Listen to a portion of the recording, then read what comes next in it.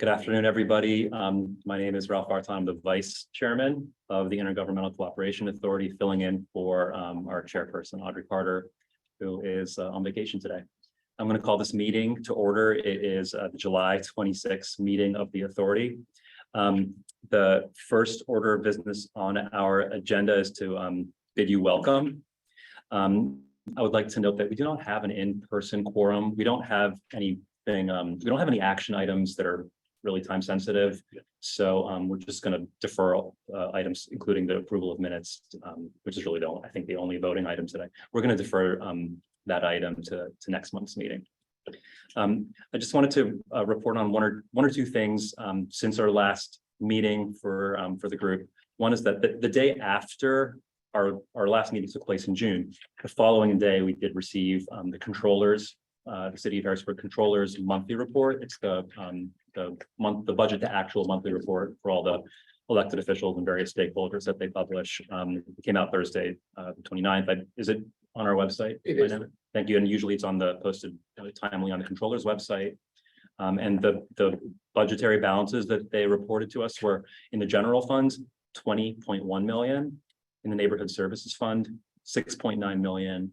And all the revenues were to the decimal, almost to the decimal. They were on pace with budget for the year in those two funds. We have not received then the report through June. Again, the cycle is a little bit lagging as to how it's been historically the last 2 months. The other item I wanted to follow up on was the 2021 City of Harrisburg's audit documentation. We spoke about this at the last meeting, and we actually anticipated having a meeting today due to a requirement to do public advertising. The meeting wasn't able to come together as fast as some people hoped. So now we're targeting to have the meeting scheduled for August. The date's potentially August 9. We'll get an official date when the ads go out and everyone responds. Okay. There are draft documents. I think we'll hear about some of it today, so I won't have to say a lot more about that for the 2021 audit. Other than that, some other issues that are on the agenda that we'll hear about today. One of them is regarding the ARPA funding. I know there's been some activity there with the city. The second one we'll ask for some updates. We discussed at the last meeting was the mid-year financial report. It's presented annually to City Council, and it's presented annually in August to City Council. So we'll hear about that. Also coming up with an August 31 deadline will be the 5-year financial plan annual revision. It's the 2024 plan, which is the current calendar for plan submissions. We're expecting that, like I said, the due date's August 31, and then our requirement as the authority is to approve it to act on it and usually approve it within 30 days. Okay.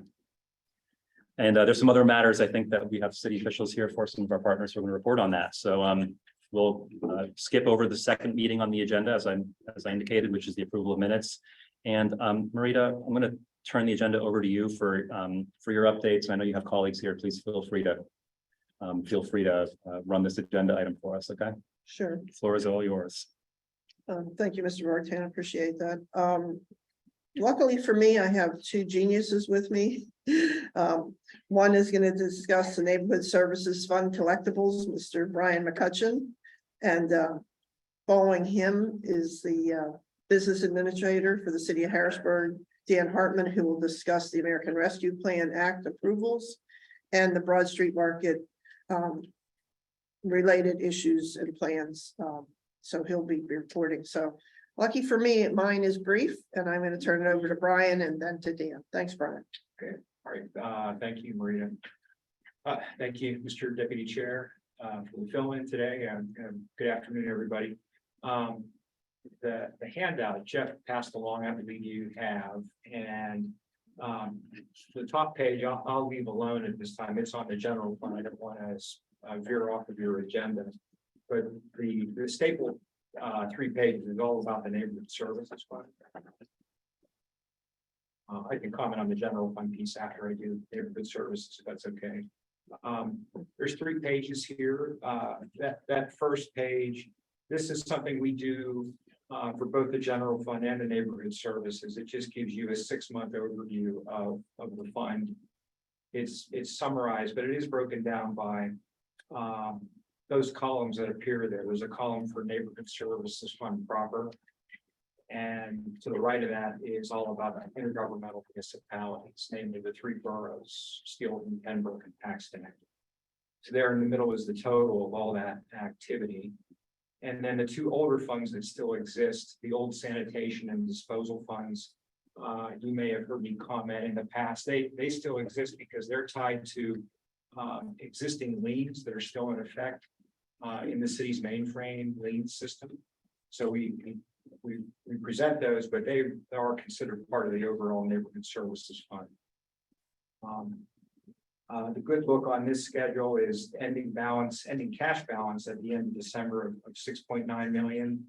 And where it is at the end of June of 7.4. So revenues are keeping a little better pace versus expenditures for the first 6 months. The second page, I tried to cut this down a little bit because I lopped off a couple of columns to make it fit on one page and blow it up so it's a little bit easier on the eyes. But I went back and adjusted this to go back to when neighborhood services when that fund was initiated, and that happened in 2016. And this just gives you a view that the main part of this, when you work your way over to the one column that says AR balances, net of escrow balances, that's the receivable on city accounts. City billing accounts for refuse and disposal. And if you can look down, you can see how the balances, of course, as we all know, it's increased over the years. The high point or low point, depending on how you want to say it, at the end of 2020, it was around 12.9 million. And in 2021, there was a significant reduction in that receivable balance down to 11.7. At the end of 22, it went back up a little bit, up to 11.9, closer to 12 million.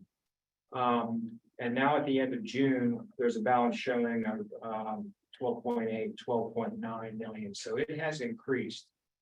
Part of that increase is, again, related to the pandemic. Back in March of 2020, the city ceased charging penalties on our accounts, and that lasted all the way through the end of last year. So effective with the billing for this year, starting in January, the city again started assessing those penalties. So that is part of the reason why you're seeing a stronger increase in that receivable balance. It's not the full reason, but it's part of it. And down at the bottom, you can see for penalties what that means in terms of billing. A little over $800,000 over the first 6 months represents the penalties charged for both refuse and disposal. If you would back that off, that part of the revenue and reduce right above it, the 8.675 million, and then double that amount, because this is a 6-month look, it would come out to a reasonable number compared to what our 2022 revenue collections were. 2022 was 15.5. Annualizing what we have through the end of June without penalties so far charged, it would be in the $15.7 million range. So there is some consistency there. Over on the far right are our receipts. I'm sorry, not quite over to the right, the billings that reflect January through December. And to the right of that is the annual receipts. I changed this up a little bit just to say, the city bills near the end of the month. So really collections don't start coming in until the subsequent month. So I thought I would restructure this schedule to reflect that. And it's not a dramatic difference from past schedules, but you can see the receipts as a percentage of billings, how the percentages have been strong coming into 2020, 2021, and even last year, overall like a 95% collection rate. But now it's down again coming into the first 6 months of this year. And again, part of that is we're starting up again in the penalty assessments. Now, in recent years, that's good as far as revenue versus collections, current current billings, but we still have this problem of, of course, the past amounts in arrears. And where that balance currently stands right now at not quite 12.9 million at the end of June. Yeah. Let's get a question about that. That last figure that you pointed to, is all of that past due, or does that include current receivables as well? That includes current as well. Right. I can't tell you at the moment what the breakdown is of that total. But it is still is quite significant the past due.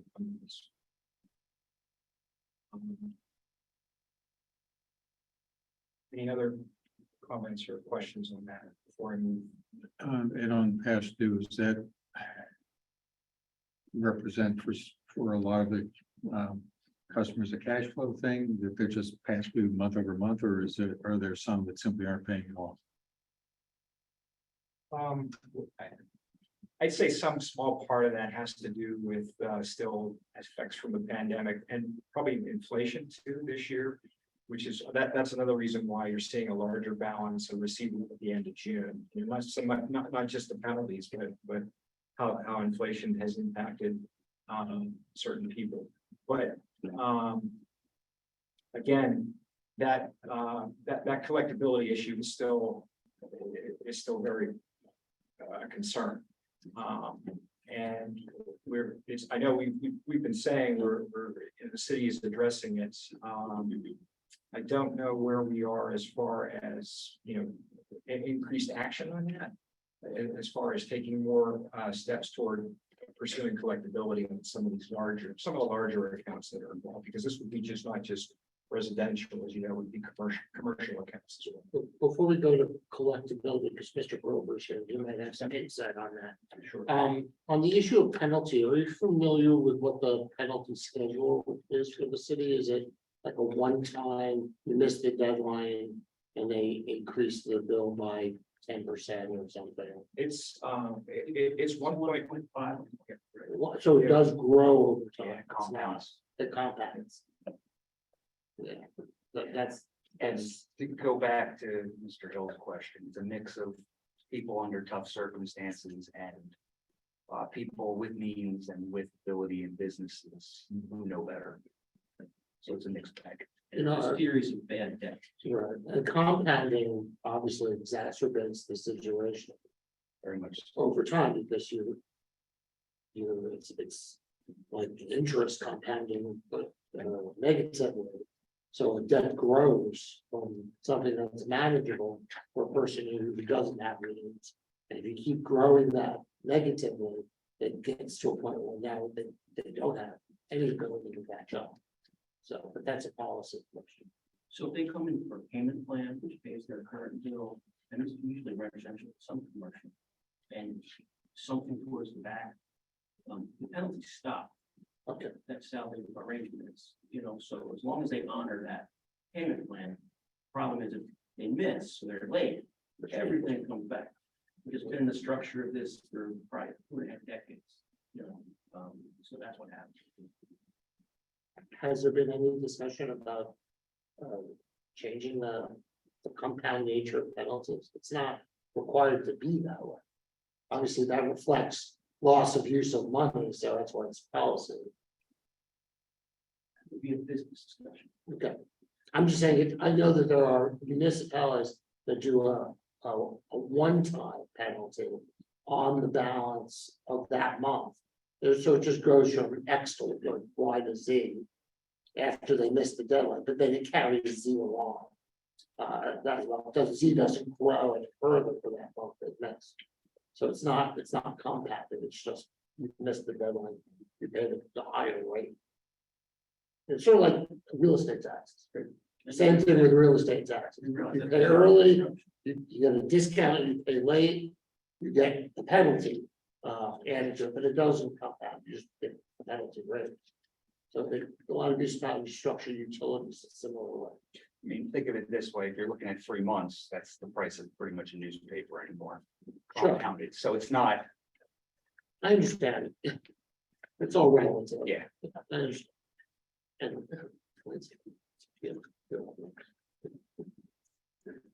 And a flat rate, if you look at that, might actually, for an example like that, where if it were to be $1, would be worse off.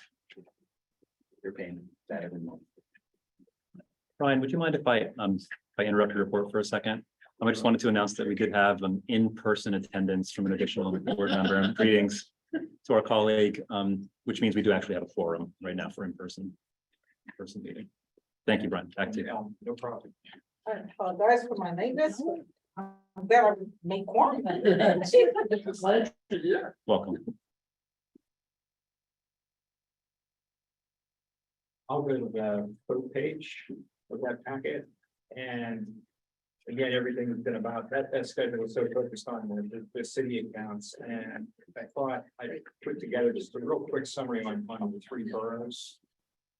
Just a little bit of history to show all 3, and the inception. Steelton kicked it off in 2019 in the second half of that year, which is why the revenue figure is as low as it is. It represents roughly 4 months worth of collections.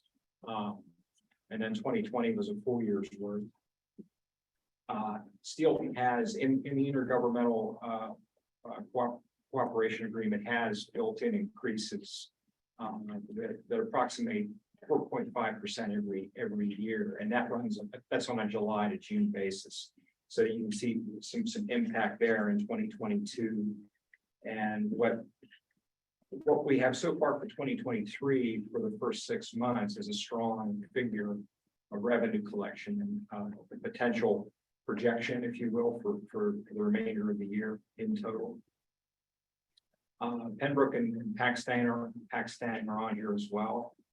They began in 2021, again with those partial years, and they look strong too in terms of how they did in 2022, and the projection or potential projection for 2023 is a reasonable comparison to where we're looking right now. And of course, they have their own. I don't have the expense side here, but we have these 3 boroughs are now segregated on the city's books in their own individual budget organizations, which includes both revenue and expenditures. Brian, could you clarify the use of the word collections? Is that collections or billings? On this schedule, it would be collections. Yeah, cash receipts. And the rate of collection versus billings on these accounts, could you comment on that, please? It's very strong on Steelton has always been strong. I would say it approximates around 93 to 95% on that. And that's Steelton's billed on a quarterly basis by the city. That's hands-on. The city does bill that on its own. The other 2, the city does not bill. There's a third party involved, but those 2 boroughs, that's a monthly collection that we get from a third party entity for those 2 boroughs.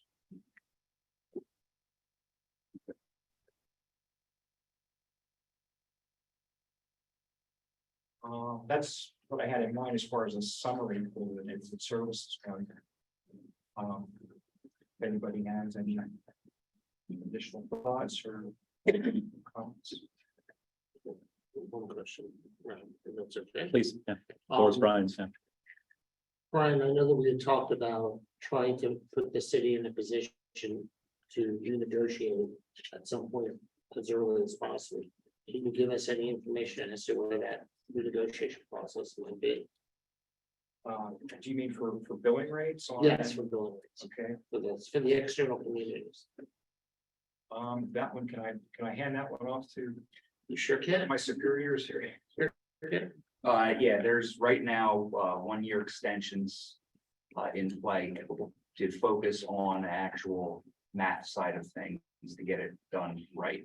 So we're not looking at it 2 or 3 years after and wondering, what if we thought this? So we want to go in and do it right, and that starts with getting the right people at the table.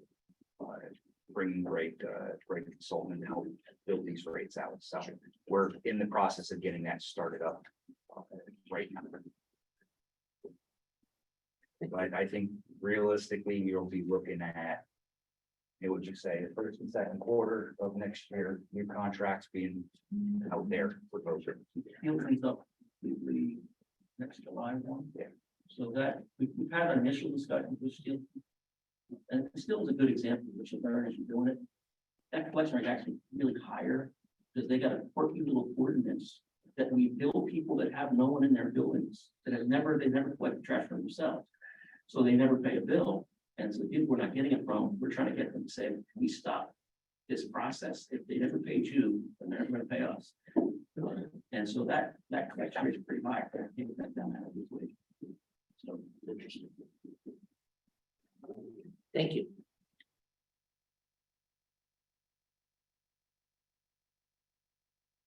Well, if Brian's finished and you have no further questions, then Mr. Hartman can begin his discussion on the American Rescue Plan Act approvals by the mayor and council. So we had a few month process of going through these with city council. And just before summer break, with a couple amendments, we got a framework done. Now the process of it's changed a little bit where because of potential deadlines and looking at clawback and other things, that we were hearing that the federal government had in chats with Congress. What we ended up doing was taking a look at this money and putting it right now as revenue replacement. Revenue replacement in the sense of it's being held that way to get rid of those timeline issues. We're still looking at the programs that were passed by city council. What we'll be doing is working on a budget side, working on getting some staff hired.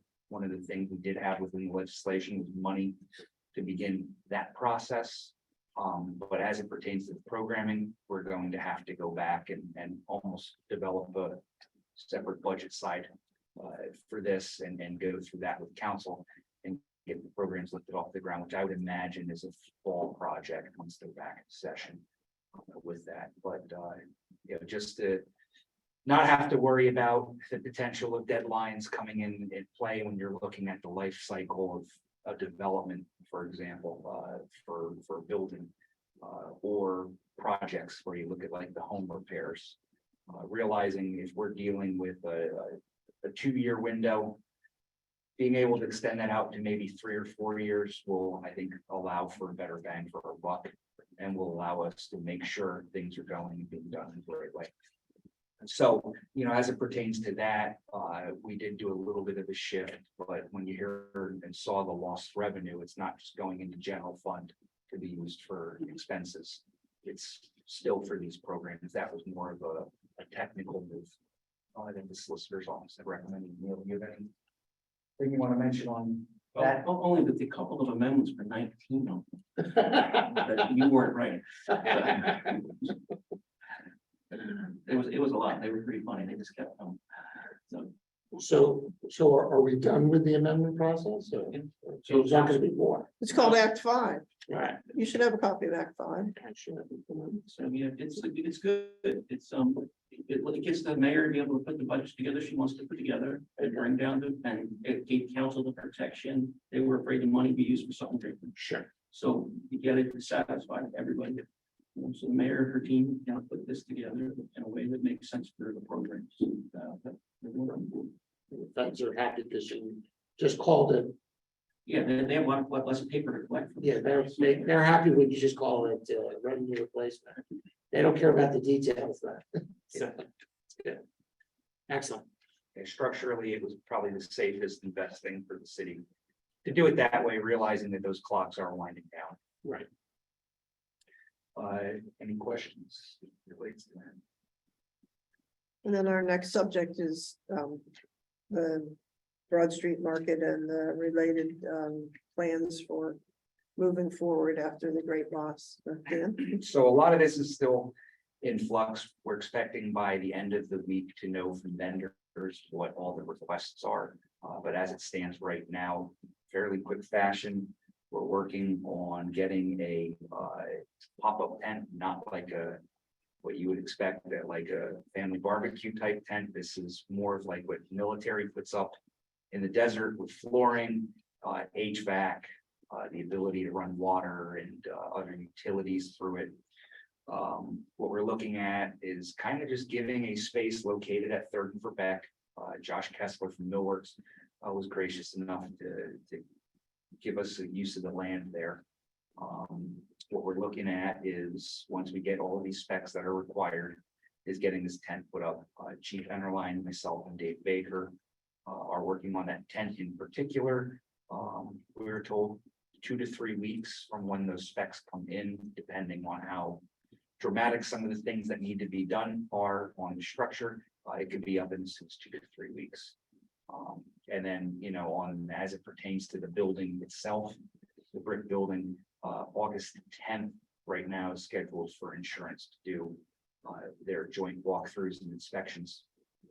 There are 24, if I'm correct, different insurance policies that had to be coordinated within all of this. And because of the magnitude, size, scope differences in policies, that took time to get all of that coordinated. But August 10th, that is scheduled to be, you know, I will say, speaking from help from the state side and the Chamber of Commerce yesterday, there was a function held within the Department of Insurance where DCED, Department of Insurance, PEMA, Department of Agriculture, and Creative Chamber of Commerce were all there to provide services. Almost you can walk in with your policies and all the paperwork and say, I don't know what I'm doing.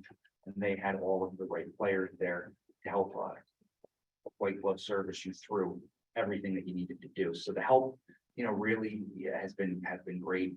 We're looking forward to having a stakeholder update call with legislators and elected officials from the local, county, state, and federal level later this week to kind of give them a similar update on where things are. But we're quite confident it's going to move forward in a good way. Fingers crossed. You know, when you got 24 different insurance policies, a lot can happen. But you know, we're remaining optimistic at this point. I assume, Dan, that you're referring to not only the city, but all the tenants have The vendors, the association themselves. So you know, everybody's got their own little stake in it that has to be addressed.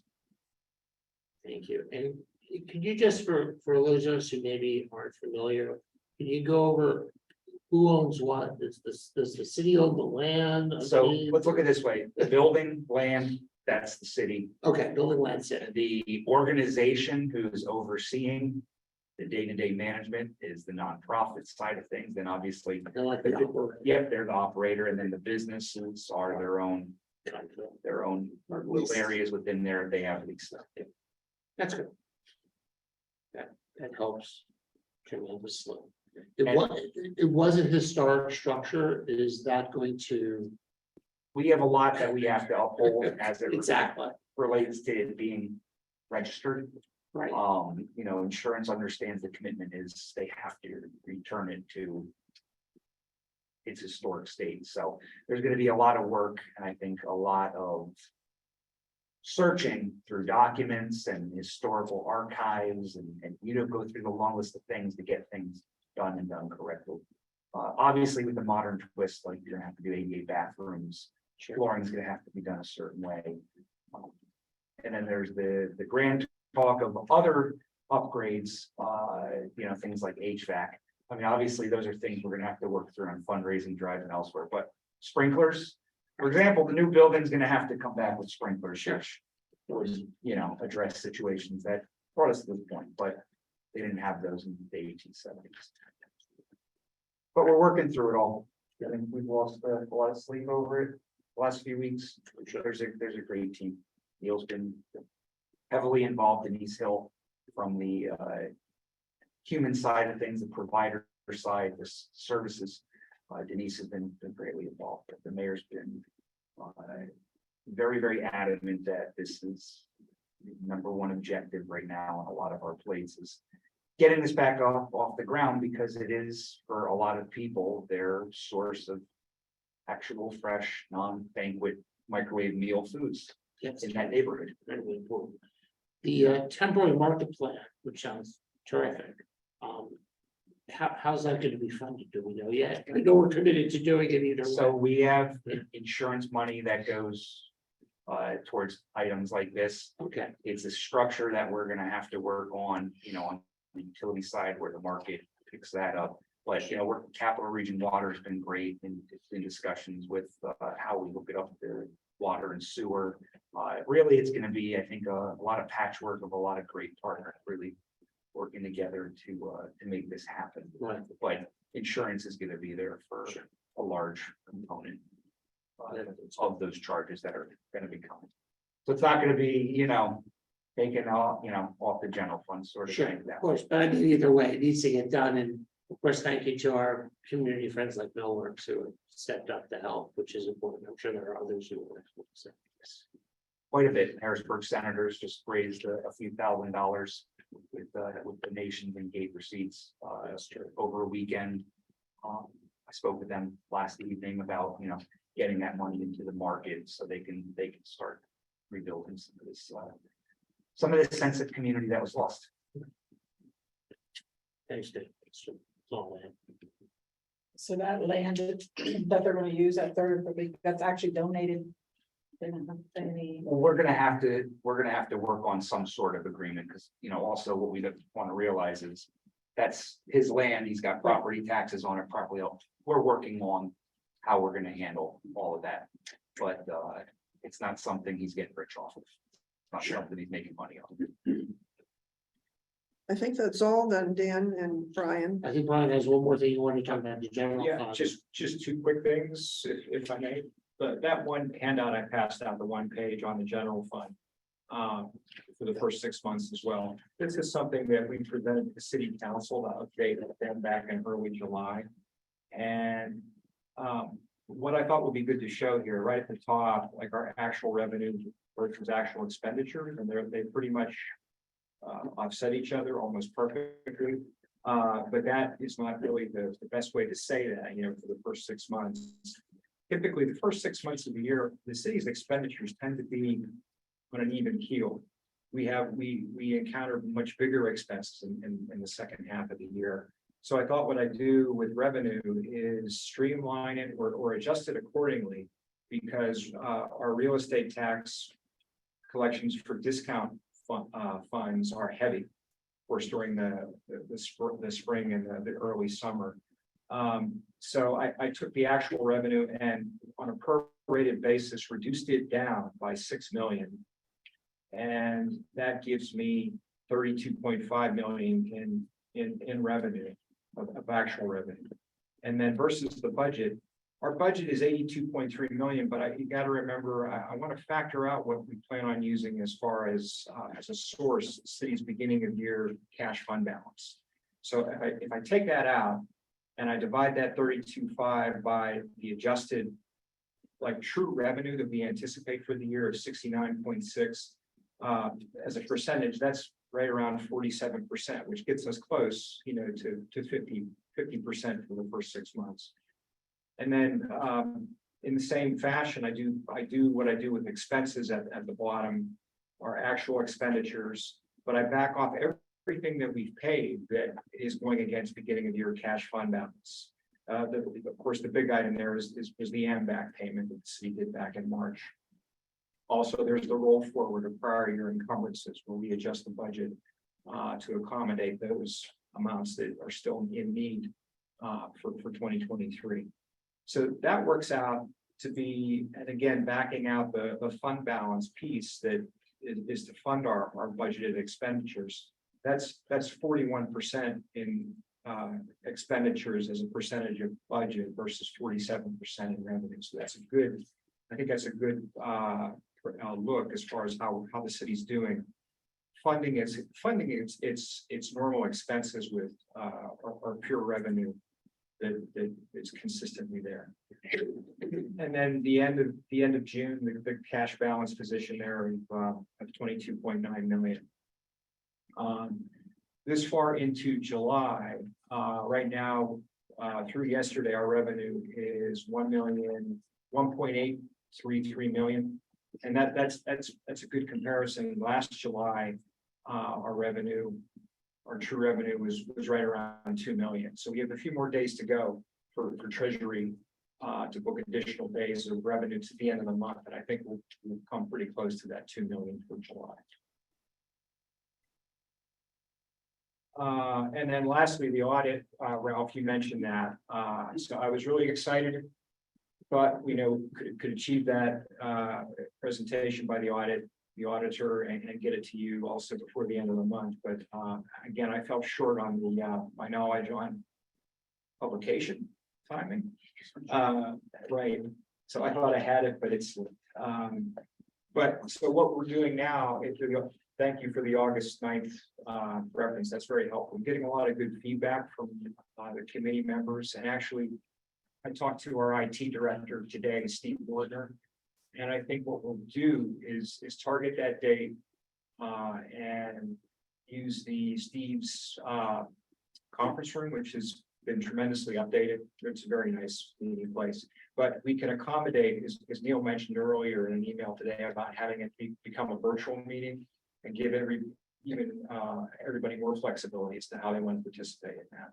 So tentatively, I think it'll be finalized. It'll be August the 9th, 5:15, down in IT territory in city governments.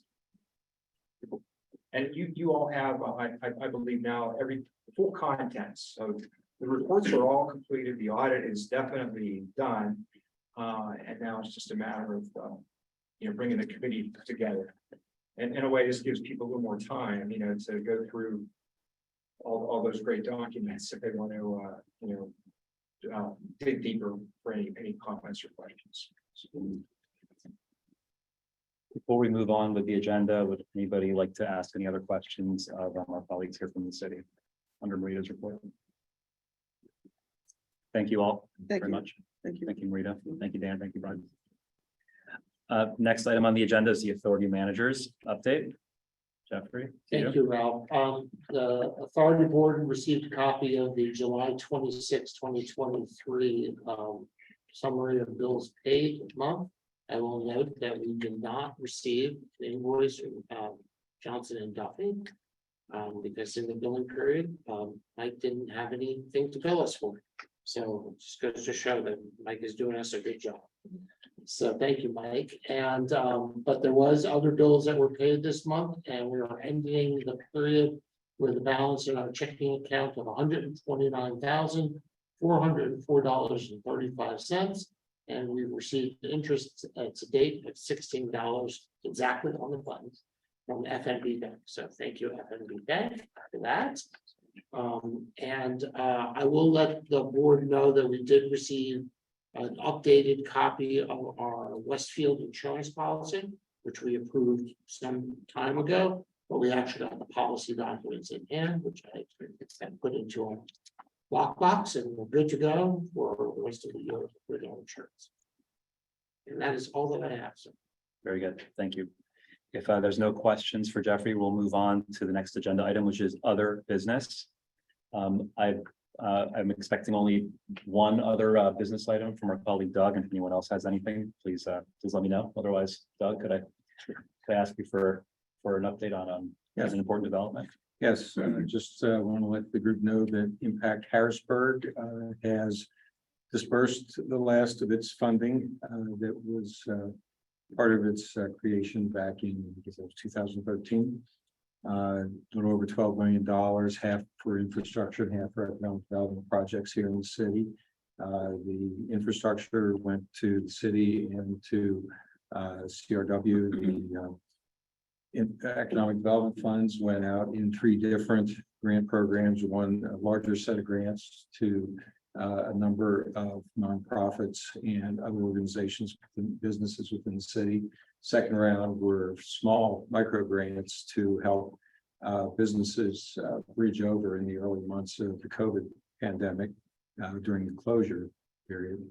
And then the last round, we kind of Goldilocks hit the sweet spot in the middle because one of the things that we had found from the first round was that there is well, between the two rounds, we found there was a significant need among the smallest businesses for some funding assistance, but they didn't frequently have the capacity, the knowledge, the skills to put together a grant application, do all the rest of that. So we did $25,000 grants with essentially the balance of our funds. And that was a remarkably successful program.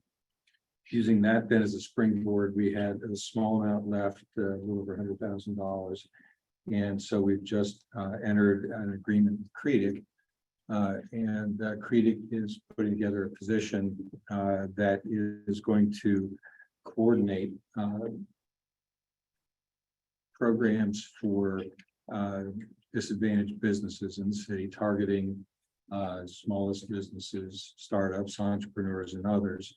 It's in part in recognition that we have a lot of players in the field. So M&T, HAC, Harrisburg University, and others each have bites of the apple at entrepreneurial or small business programs. But our idea is to try to provide some coordination to that, and then also look for other opportunities within that community to help them grow, teach them how to do business plans, help them get past some of the systemic problems that we see with lenders and others. And so that is just about to launch. You'll be seeing a media release on that in the next couple of weeks. Our first task will be to bring in representatives of that community, as well as others who are trying to provide assistance on the other side, and then see how we can put together a plan to coordinate that going forward. So Impact Harrisburg is not directly running the program, but rather we gave the remainder of our amount to CREDIC as seed money to get this program up and running and to fund it for at least a couple of years. They are enthusiastic about it, and their commitment, I expect, is going to be going much further than that. As to Impact itself, under the strong plan, with the litigation that remains pending from the incinerator, we are listed as a potential recipient of a portion of any settlement that might come the city's way. And so we are not going out of existence. And instead, we've set a small amount aside to go into what we're calling dormancy. I don't think that's a technical legal 501c3 term, but in any event, we're still going to be around. We'll probably meet at least quarterly. We'll still do the nominal annual filings, but the point is that we'll be there and be available as that little bit of justice grinds slowly through the system.